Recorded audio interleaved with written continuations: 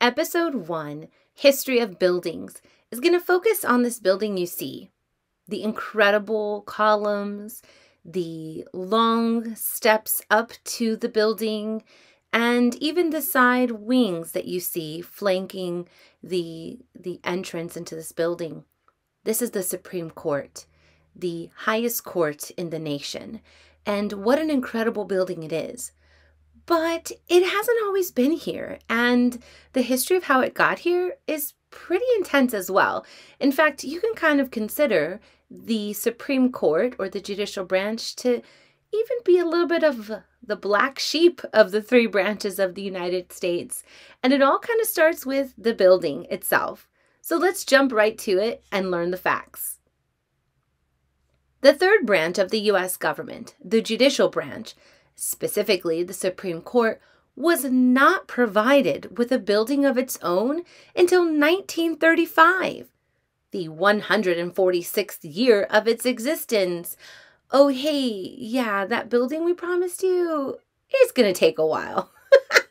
This is incredible. What do we mean? Well, it took 146 years for this building to even be a thought. So where was the Supreme Court before that? Well, in 1787, when the United States was created as a nation, their capital was in New York City, New York, and the Supreme Court operated out of the Merchants Exchange building. Not so easy for listening to court cases, but it did. In 1790, a few years later, the Supreme Court moved to Independence Hall because the national capital moved, and this was in Philadelphia, Pennsylvania. Independence Hall is the same building where the Declaration of Independence was written and the United States Constitution. But even then, the Supreme Court had to move later on to the City Hall in Philadelphia. Pack those bags. And yet again, in 1800, they moved again. The Supreme Court moved to the Capitol building in Washington, D.C., as that became the new nation's capital. And no provisions were set for a building. So Congress lent court space in the new Capitol building and changed its meeting place at least 6 times. Thanks, guys, I didn't get the notice. Wow, 3 times they changed? And even still, in 1814, the Supreme Court moved to the private house of a local citizen in Washington, D.C., after the British set fire to the Capitol during the War of 1812. Yeah, you read that right. The British set fire to the U.S. Capitol? That's for a whole nother episode. So still, after that, the Supreme Court packed their bags and moved back to the U.S. Capitol. From 1819 to 1935, they stayed there in the old Senate chamber of the Capitol. Wow, talk about forward my address. So where did we get this building then that we so famously see today? Well, it starts with, in 1929, the 10th Supreme Court Chief Justice, Justice William H. Taft, the H stands for Howard, the former 27th U.S. president? Wait, what? Yes, he was a president from 1909 to 1913 and later becomes the 10th Supreme Court Justice, the only person in our government to ever hold these incredible offices in 2 branches of our government. Well, so William H. Taft convinced Congress to authorize the construction of a permanent building for the court. Wow, talk about some political sway here. So this is how it all starts. Thank you, William H. Taft. Construction began in 1932 and was completed in 1935 and was designed by Cass Gilbert of New York City. He was inspired by Roman temples by creating a great flight of broad steps. The 16 Corinthian columns gives the building a monumental entrance. Lower wings flank the central temple, and help relate it to the lower scaled buildings of the nearby Capitol Hill neighborhood. The design of the Supreme Court building achieved a balance between classical grandeur and quiet dignity, appropriate for the nation's highest court. Marble was chosen as the principal material to be used, and $3 million worth was gathered from both foreign and domestic quarries. Vermont marble was used for the exterior, while the 4 inner courtyards are of crystalline, flaked white Georgia marble. The walls and the floors of the corridors and entrance halls are either wholly or partially of creamy Alabama marble. The wood in offices throughout the building, such as doors, trim, paneled walls, and some floors, is American quartered white oak. Wow, talk about using your resources. The design was approved in 1929, and the budget was set for $9,740,000. Work progressed during the depths of the Great Depression and was nearing time to consider the furniture when Gilbert himself died.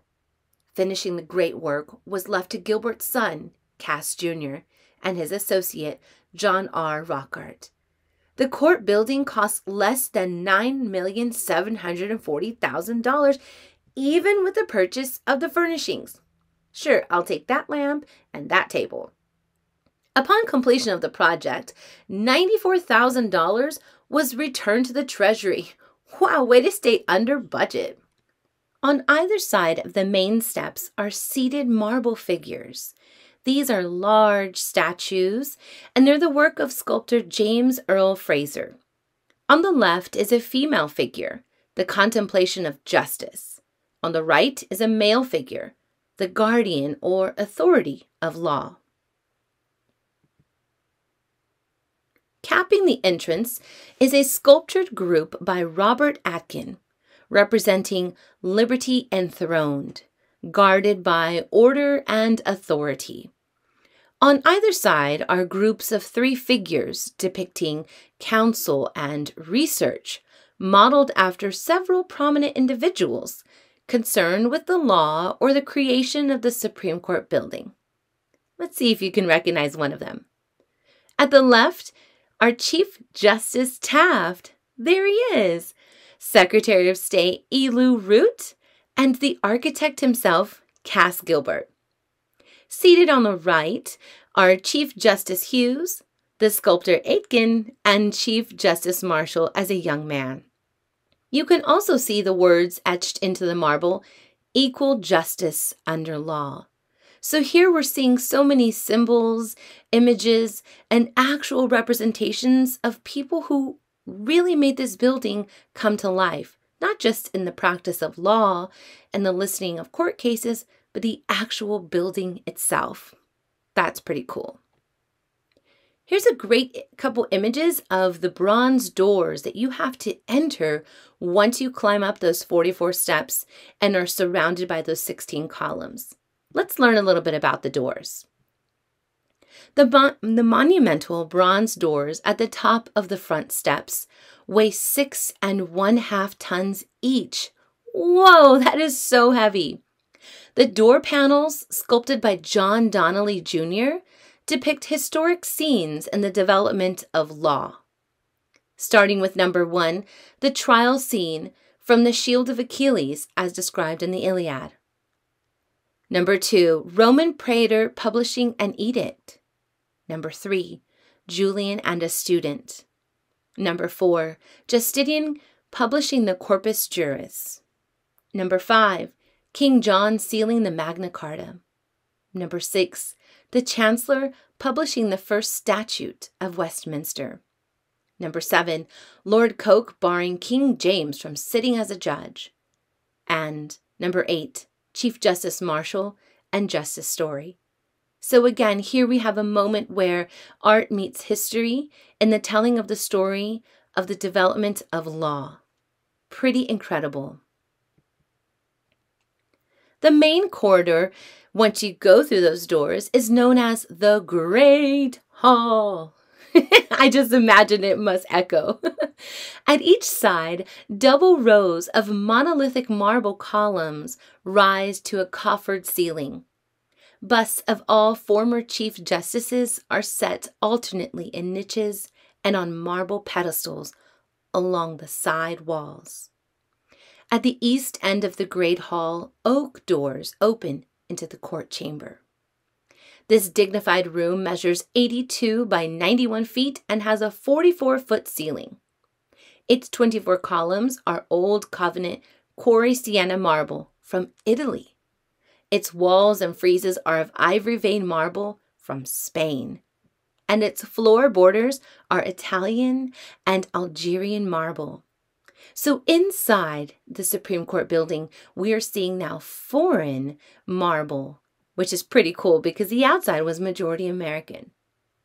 Let's see what happens once we go through this hall and actually enter the court chamber. The raised bench behind which the justices sit during sessions and other furniture in the courtroom are all mahogany wood. The bench was altered in 1972 from a straight line to a winged shape to provide sight and sound advantages over the original design. At the left of the bench is the clerk of the court's desk. The clerk is responsible for the administration of the court's dockets and argument calendars, the supervision of the attorneys, and other related activities.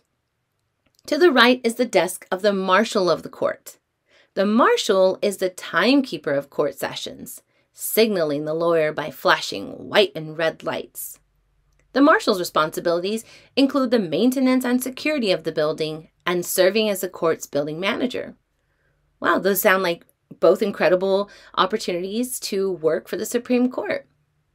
The attorneys arguing cases before the court occupy the tables in front of that mahogany winged bench. When it is their turn to argue, the lawyers address the bench from the lectern in the center. A bronze railing divides the public section from that reserved for the Supreme Court bar. Representatives of the press are seated in the red benches along the left side of the courtroom, while the red benches on the right side are reserved for guests of the justices. The black chairs in front of those benches are for the officers of the court and other visiting dignitaries. So, wow, there's like lots of protocol when you enter the Supreme Court actual courtroom. And where you sit kind of identifies who you are. So let's take a further look. This is a news clipping from a famous Supreme Court case that happened a few years ago, but it's a great diagram.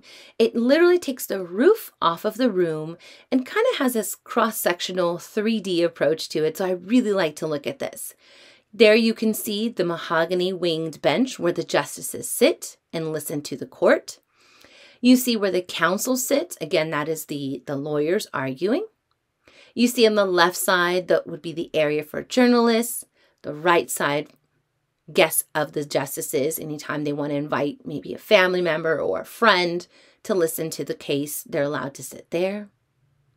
And about 75 seats are reserved for lawyers who've ever practiced in the court before. And there's 250 seats on average available to the public. But you also have to remember that in order to get into the Supreme Court, you must have really great access. Now, outside the chamber, there's sometimes extra seating for additional reasons like journalists or other lawyers or just outflow, because we know that the original time in which the Supreme Court room was created, there's not a lot of extra space to add to it. So high-profile cases and things like that, there might be some overflow on the outside. Thank you for watching the History of Building series, Episode 1. We learned so much about the Supreme Court building, from the fact that they didn't have a building to operate for 146 years. But once that building was made, wow, what a majestic place to be. We learned about the artists, the architecture, the sculptures, and even the natural resources, both foreign and domestic, that were used to create this incredible building. I hope you enjoyed learning along with me, and I look forward to our next episode. Be sure to like, comment, share, and subscribe. Thanks so much.